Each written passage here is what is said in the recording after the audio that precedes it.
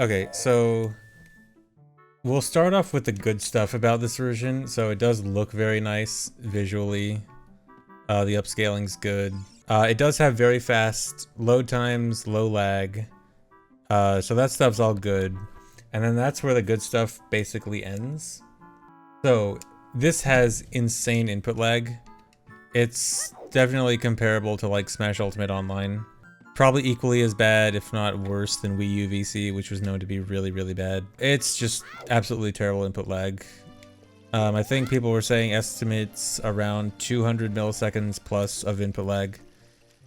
Interestingly enough, I messed with the other N64 games, and they don't seem to lag nearly as much, if at all. The other N64 games seem to have basically no input lag, or if they do, it's a small amount. Mario 64 might have had a little bit more. I couldn't really tell. But yeah, that's the big thing. So the controls are extremely sensitive. The controls have always been sensitive in OOT emulated re-releases. That is the GameCube version, the Wii VC version, and Wii U VC version. In all three of those versions, the controls were overly sensitive, but it feels even worse in this, which is really strange because they got it wrong 3 times in a row. And by the 4th time, they made it worse instead of better. The oversensitive controls combined with the input lag is really bad. It is so hard to aim with this. Aiming... I can't actually use hookshot, it'll soft lock. I don't have slingshot right now. But aiming is really bad with this. And just general movement feels clunky and awful. Oh yeah, the C button thing. So there's something super weird with the mapping on this. So if you're just using a regular Pro controller, you are not able to map, or I think any controller besides the N64 controller that they're releasing for this, you are not able to map C right to a regular button. You have 2 options for C right, which is right on the right stick, or a button combo with ZR and A, which is really strange. They definitely have enough buttons for just mapping X, Y, and Z all to their own button, or C left, right, and down all to their own buttons. It's really strange to have 2 C buttons as just regular buttons, and then the third one has to be a button combo or a C stick input. That's just super weird.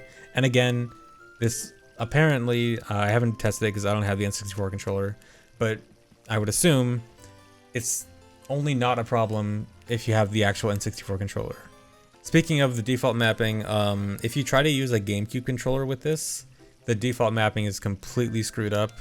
That's if you hook up to the regular GameCube adapter that you would like use for Smash or whatever. There's actually a different adapter that I have that makes the Switch interpret it as a Switch Pro controller, and that's good because the Pro controller can actually remap buttons, and the regular GameCube controller plugged into the regular GameCube adapter cannot remap buttons. Like for example, if I change button mapping.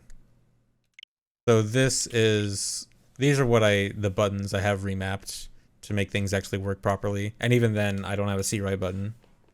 Yeah, all this stuff, this is definitely bad stuff for casuals too. Like, don't think this is just me saying, oh, elitist speedrunner is mad about little tiny details. No, okay, so when Wii VC came out and Wii U VC came out, I remember people saying that they were playing the game again on Wii U VC and Wii VC, and while they mostly had a great time playing OT, a lot of people said like, man, the controls felt a lot clunkier than I remember, or something like that. You might think of that as people saying, oh, I guess OT didn't age that well, or I guess the controls actually were bad and we don't remember it.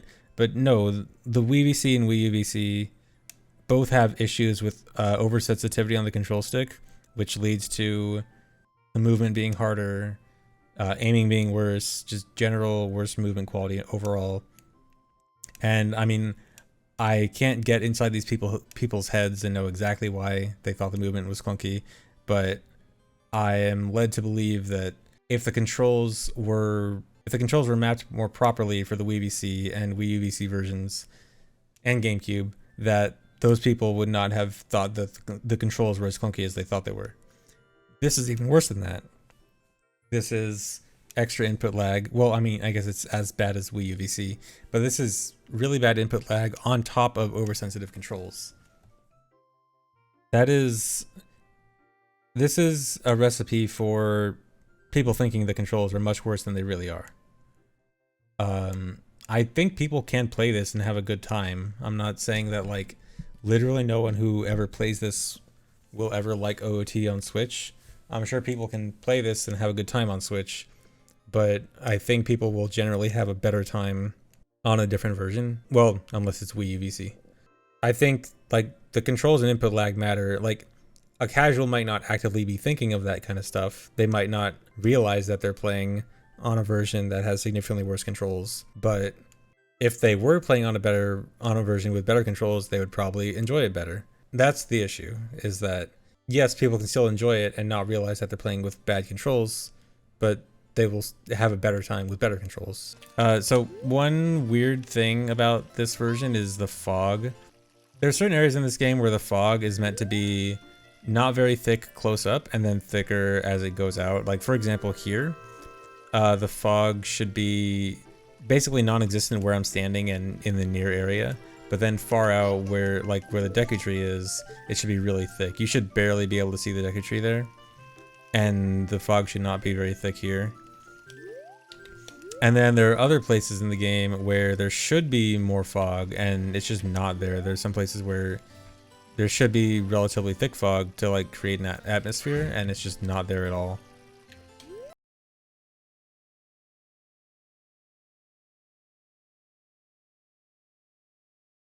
Also some color rendering stuff. So there was this weird issue with, there's various things that like the colors just don't render the right way. Like blue warps at the end of dungeons are really pale when they should be much more vibrant. The water in Dark Link's room is completely dark and it's supposed to be reflective and see-through. And it's just like muddy water. There's a really strange glitch in Fire Temple where in Fire Temple, your gauntlets turn blue. It doesn't matter what gauntlets you have. It doesn't matter if you have no gauntlets, silver gauntlets, or gold gauntlets. They just have blue on them for some reason. Only in Fire Temple. Or at least only in Fire Temple that we have seen so far. Don't know why. It looks cool. It's really stupid because it's like one of the silliest things I've ever seen. It's like, hey, you're in this one specific area, and this one specific area you have a visual bug. You probably want to fix that, right? I mean, it's not, game breaking, but it's very, very obvious. But again, it's cool. Like, I'm kind of not mad about it because it actually does look cool. But at the same time, it's like, how do you miss that? So this is the 1.2 version of the game. Just straight up version 1.2. No actual ROM changes, though there seems to be some weird script changes. Like there's some scripts that are meant to fix some stuff or change some stuff, and there seems to be really weird changes with it. For one, Ass Chest, the glitch in Gerudo Fortress where you can like get a random item from the Gerudos behind with a glitched quivers and stuff. Normally it would give either fire arrows or spooky mask. In this it gives hookshot, which is really strange because it shouldn't give a different item. Which leads into another thing that seems to be changed, is that this is related to both SRM and Ass Chest, which is something to do about the way the game keeps overlays loaded seems to be different, which is like just your general actors in the game. They seem to be put in a different place in memory. I'll have to talk to Cheese about this more to understand this better. But like some stuff in memory is changed so that current SRM setups don't work, even though they should because it's just version 1.2. SRM as a concept still works. It probably just needs different setups and potentially different requirements for certain things. But our basic SRM setups just do not work as is. And then that's also likely to do with why Ass Chest gets hookshot, because certain things moving around in memory can change the item you get from Ass Chest, which is probably why it gets hookshot. Oh, pause buffering. Pause buffering is super weird. Pause buffering works, but it's really hard to advance a single frame. Also, pausing and unpausing is both really fast. But it is really hard to advance a single frame for pause buffering. Like, I did it there, like, I can do it. But it is... Okay, suddenly I'm good at it. I'm supposed to fail it. Okay, now I'm failing it. But the point is, single frame pause buffering is much harder than on other versions. Deku Stick as Adult. Deku Stick as Adult is a super fun one. When you take out a Deku Stick as Adult on N64, it crashes the game. On GameCube and Wii VC, it works fine. The stick is just invisible. And on Wii U, it has a weird effect where it just gets rid of a bunch of textures, but otherwise works fine, although it would sometimes crash. In this, it has the same thing where it gets rid of a bunch of textures, but then also the game starts lagging horribly. And the weird thing about the lag is that it doesn't go away. Normally, like, if you put away the stick, it might fix the lag, or if you at least load a different area, it might fix the lag. But no, the lag is there until you reset the game once you pull out Stick as Adult. So Stick as Adult, it might as well just be a crash. And it does crash if you like try to do anything weird with it too. So when you shield drop a Chew out of bounds, on N64 that would crash the game. On other versions it wouldn't crash, and GameCube would have a special effect where it has a double explosion. In this version it also has the double explosion, which actually is also like Wii U VC. But it has a double explosion for out of bounds Chew hovering, or out of bounds shield drop Chews. GIM, get item manipulation, actually crashes. Actually I forgot to, I don't know if people checked if it was crashing in every situation or just in the any percent situation, because just in the any percent situation also crashed on Wii U, where there were certain other situations where you could avoid the crash on Wii U. But at least, or not any percent, defeat Ganon. So at the very least, the regular old method of GIM that you would normally do in Deku Tree for Blue Potion Bottle or Light Arrows does crash. You might be able to mess with it a little bit to make it not crash. So yeah, all the regular glitches, any glitches that have nothing to do with either emulation issues or the way things are loaded, any glitch that doesn't have to do with any of those things works exactly the same. What happens when you use Hookshot as child? This happens.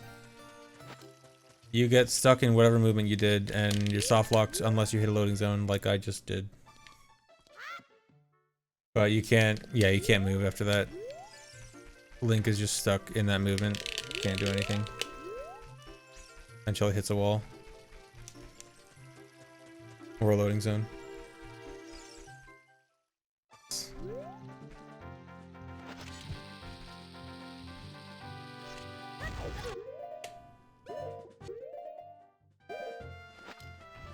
There we go. Any second now, I should get a crash. Maybe not. This is going on pretty long without a crash.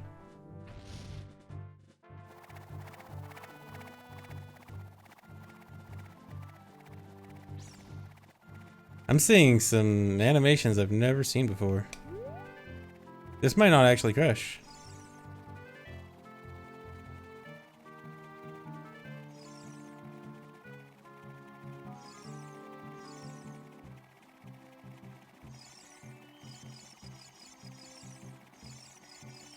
This normally crashes after like 5 seconds. Interesting. Okay, now soft locked, so I can't test it past that.